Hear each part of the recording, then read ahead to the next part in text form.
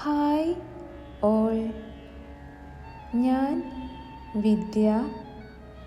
ഹരിതം child development centre അവതരിപ്പിക്കുന്ന audio ടേപ്പിലേക്ക് എല്ലാവർക്കും സ്വാഗതം.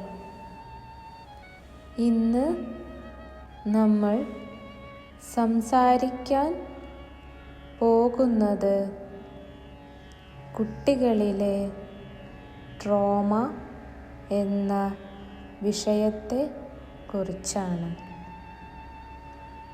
ഒരു കുട്ടിയുടെ ജീവിതത്തിൽ ചില അനുഭവങ്ങൾ അവൻ്റെ മനസ്സിനെ വളരെ ആഴത്തിൽ ബാധിക്കാം. ചില സംഭവങ്ങൾ കുട്ടിക്ക് വളരെ ഭയങ്കരമായതോ വേദനാജനകമായതോ സുരക്ഷിതമല്ലാത്തതോ ആയി തോന്നാം. അത്തരത്തിലുള്ള അനുഭവങ്ങൾ കുട്ടിയുടെ മനസ്സിൽ ഒരു വലിയ അടയാളം വിടുമ്പോൾ അതിനെയാണ് ട്രോമ എന്ന് പറയുന്നത്. പലപ്പോഴും നമ്മൾ കരുതുന്നത് ട്രോമ വലിയ അപകടങ്ങളോ ദുരന്തങ്ങളോ ഉണ്ടായാൽ മാത്രമേ ഉണ്ടാകൂ എന്നാണ്. പക്ഷേ യഥാർത്ഥത്തിൽ ചെറുതായി തോന്നുന്ന ചില അനുഭവങ്ങൾ പോലും ഒരു കുട്ടിയുടെ വികാരങ്ങളും അനുഭവങ്ങളും വളരെ പ്രധാനമാണ്. കുട്ടികളിൽ ട്രോമ ഉണ്ടാകാൻ പല കാരണങ്ങളും ഉണ്ടാകാം. ഉദാഹരണത്തിന്, വീട്ടിൽ നടക്കുന്ന സ്ഥിരമായ വഴക്കുകൾ, മാതാപിതാക്കളുടെ വേർപാട്, ശാരീരികമോ മാനസികമോ ആയ പീഡനങ്ങൾ, അപകടം, പ്രിയപ്പെട്ട ഒരാളുടെ മരണം, സ്കൂളിൽ നടക്കുന്ന ബുള്ളിങ്, അല്ലെങ്കിൽ കുട്ടിക്ക് വളരെ ഭയമുണ്ടാക്കുന്ന അനുഭവങ്ങൾ ചിലപ്പോൾ അവഗണനയും ട്രോമയ്ക്ക് കാരണമാകാം. കുട്ടിയുടെ വികാരങ്ങൾ ആരും ശ്രദ്ധിക്കാതിരിക്കുക, സ്നേഹവും സുരക്ഷയും ലഭിക്കാതിരിക്കുക എന്നിവയും കുട്ടിയുടെ മനസ്സിൽ വലിയ മുറിവുകൾ സൃഷ്ടിക്കാം. ട്രോമ കുട്ടികളുടെ വളർച്ചയെ പല രീതിയിൽ ബാധിക്കാം. ചില കുട്ടികൾ വളരെ പേടിയുള്ളവരായി മാറാം.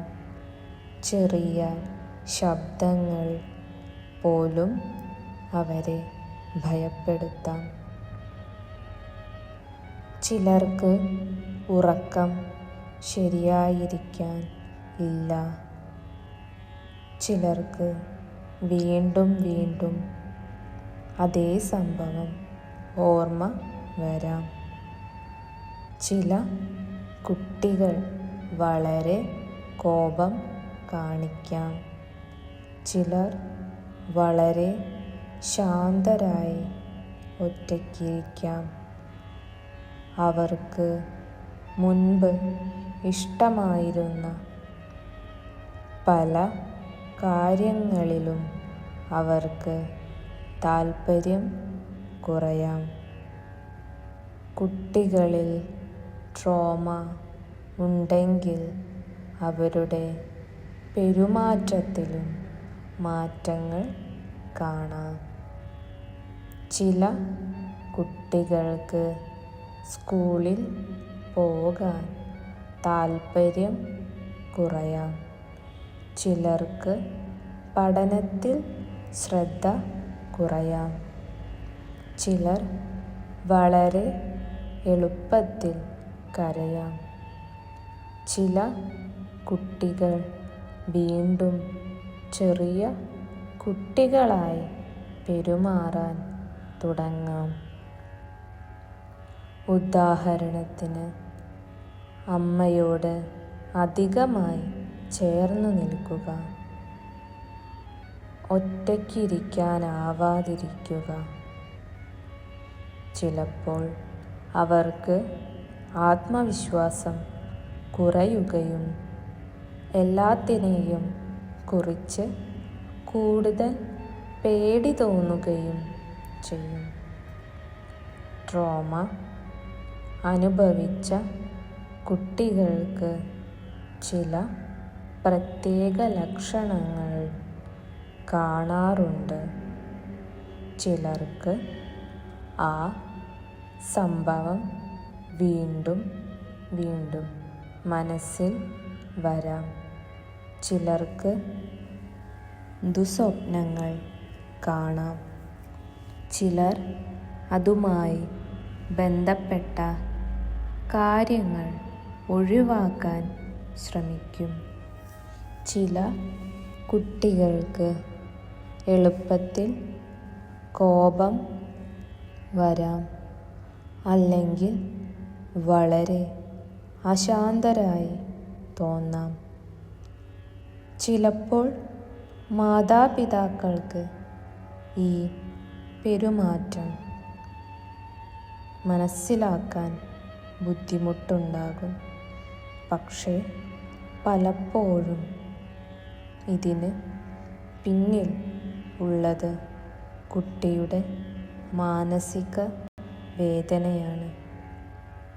ഇവിടെ മാതാപിതാക്കളുടെ ബോധവൽക്കരണം വളരെ പ്രധാനമാണ്. കുട്ടികൾക്ക് എന്തെങ്കിലും സംഭവിച്ചാൽ ഇത് ചെറിയ കാര്യമല്ലേ എന്ന് പറഞ്ഞ് അവഗണിക്കാതെ അവരുടെ വികാരങ്ങൾ മനസ്സിലാക്കാൻ ശ്രമിക്കണം. പലപ്പോഴും കുട്ടികൾ നേരിട്ട് അവരുടെ ബുദ്ധിമുട്ട് പറയുന്നില്ല. അവരുടെ പെരുമാറ്റത്തിലൂടെയാണ് അവർ അത് കാണിക്കുന്നത്. അതിനാൽ മാതാപിതാക്കൾ കുട്ടിയുടെ പെരുമാറ്റത്തിലെ മാറ്റങ്ങൾ ശ്രദ്ധിക്കണം. ട്രോമ അനുഭവിച്ച കുട്ടികളെ കൈകാര്യം ചെയ്യുമ്പോൾ ഏറ്റവും പ്രധാനപ്പെട്ടത് അവർക്കൊരു സുരക്ഷിതമായ അന്തരീക്ഷം നൽകുകയാണ്. കുട്ടിക്ക് താൻ സുരക്ഷിതനാണെന്ന് തോന്നണം. മാതാപിതാക്കൾ കുട്ടിയോട് ക്ഷമയോടെ സംസാരിക്കണം. കുട്ടി പറയുന്നത് ശ്രദ്ധിച്ചു കേൾക്കണം. അവരുടെ വികാരങ്ങളെ നിഷേധിക്കാതെ അംഗീകരിക്കണം. കുട്ടി തൻ്റെ അനുഭവങ്ങൾ പറയാൻ തയ്യാറാകുമ്പോൾ അവരെ തടയാതെ കേൾക്കുക വളരെ പ്രധാനമാണ്. നിനക്ക് അങ്ങനെ തോന്നുന്നത് സ്വാഭാവികമാണ് എന്ന് പറയുന്നത് കുട്ടിക്ക് വളരെ ആശ്വാസം നൽകും. കൂടാതെ കുട്ടിയെ കുറ്റപ്പെടുത്തുകയോ ശാസിക്കുകയോ ചെയ്യുന്നത് ഒഴിവാക്കണം. അവർക്ക് സ്നേഹവും പിന്തുണയും ലഭിക്കുമ്പോൾ അവർക്ക് വേഗം സുഖം പ്രാപിക്കാൻ കഴിയും. കുട്ടികളിൽ ട്രോമ ഉണ്ടെങ്കിൽ ചിലപ്പോൾ പ്രൊഫഷണൽ സഹായവും ആവശ്യമായി വരാം. ഒരു സൈക്കോളജിസ്റ്റിൻ്റെ സഹായം ലഭിക്കുമ്പോൾ കുട്ടിക്ക് തൻ്റെ വികാരങ്ങൾ സുരക്ഷിതമായി പ്രകടിപ്പിക്കാൻ സാധിക്കും. വിവിധ തരത്തിലുള്ള തെറാപ്പിയിലൂടെ, കൗൺസിലിങ്ങിലൂടെ കുട്ടിയെ സഹായിക്കാൻ സാധിക്കുന്നതാണ്. അവസാനമായി, ട്രോമ അനുഭവിച്ച കുട്ടികൾക്ക് ഏറ്റവും ആവശ്യമായത് മനസ്സിലാക്കലും പിന്തുണയുമാണ്.